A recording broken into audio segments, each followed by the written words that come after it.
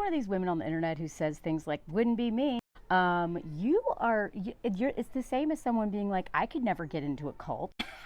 Yeah. Comes into my comments in a video where I'm telling you that a lot of women in their late 30s make some of the worst decisions around men and come in here and say, I'm 35, I'm not doing that. The arrogance of thinking that this will never be you is going to be your downfall. But coming onto my page and boasting about how you must be me, when there's so much trauma, so much stories of trauma, like, you should really ask yourself this is your ego needing to like flaunt some shit. But deep down, you're in danger. To quote Whoopi Goldberg in Ghost, you're in danger, girl. You're in danger. Because these are the very women who reinforce patriarchy the most and think they will never be victims of it.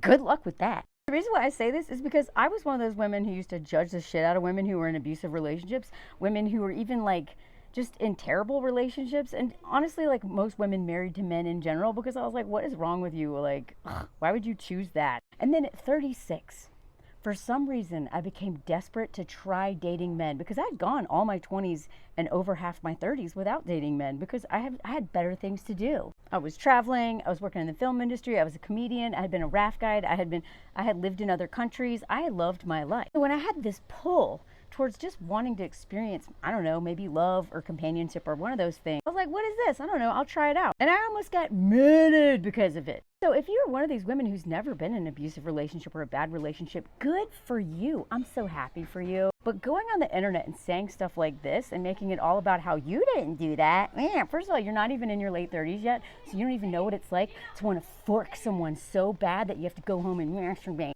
okay? You don't know what that's like yet.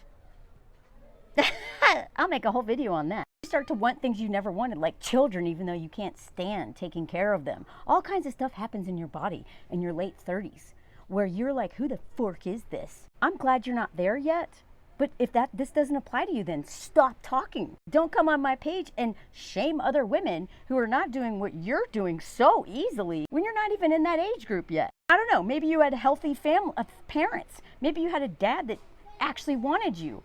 Good for you, that is a privilege. But don't shame other women who are operating from a place of like some deep trauma they don't even know about yet and don't realize how bad it is until they almost die because they're dating men, are like, oh, maybe this has something to do with my daddy issues. That is why when I talk about the pick-me spectrum, it is because we've all been indoctrinated, brainwashed into this stuff, and then we have our own personal family origin stuff, so that we have so many strikes against us in terms of like, you know, centering men, like a David and Goliath type thing. You somehow missed one of these patriarchy bullets that's been shot at you your whole life. Good for you. But I'd be willing to bet that you are absolutely centering your men in your life, men in your life in some way, and you don't even know it. You don't even have to be dating men to center men. You could be taking care of your dad, enabling your brother,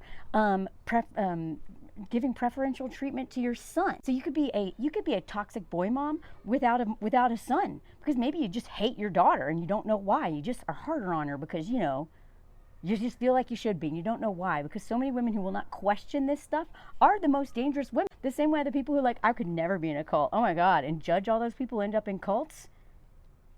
You are more likely for it to happen to you. And that is literally, I ate my words, man. The famous last words, why doesn't she leave? Why don't these dumb bitches get out of this? Oh, you know, it's almost like fate. It's almost karma for people who think they can never be in this situation to end up in these situations. Because life has a way of just humbling your ego in the most brutal, hilarious, and terrifying ways. Also, this is super disrespectful to this comment is on a video with like I think 300,000 views and 1,200 comments. And most of the comments in that video are women who ended up in terrible marriages or terrible relationships, lost everything, maybe almost died, or just their whole life got hijacked because they felt a quiet desperation in their late 30s, and they're either, you know, they're something from their past, or they're, you know, they're subconscious, or just straight up patriarchal conditioning to center men and need men and feel not having value if you don't have these check marks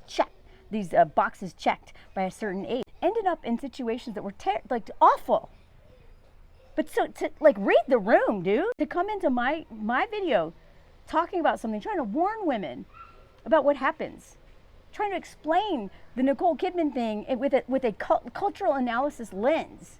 I mean, it's one thing people are like, no, Nicole. Well, I don't. I said that. Whatever. Watch the 100 minutes of breakdowns I've done on YouTube about all this. TikTok doesn't operate that way. We go into depth about what might have pushed her to this, but it's not even about her. It's about us. What happens to celebrities is what we're going through, but they just have way more money to deal with it. Nicole is so relatable. That's what's so tragic about it. How many women have dated down? How many women have dated short men who ended up hating them because of their own insecurity? How many women have self-abandoned and given and given and given to men and not even known why?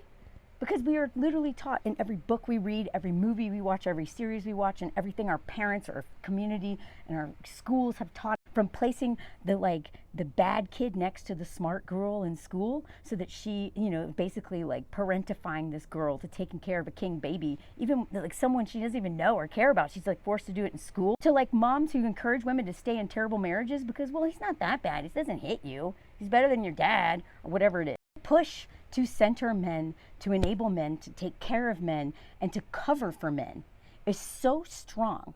It is literally cult-like conditioning. Follow Knitting Cult Lady. The same thing for all of these systems, right? That involve an enormous amount of power of one group, and then the people who are being oppressed, somehow we end up buying into it too, reinforcing it too. How the hell did I, a woman, end up being misogynistic? We are all taught to hate women, even if we are women. What the fuck, right? But okay, it's just as simple as, well, I'm 35.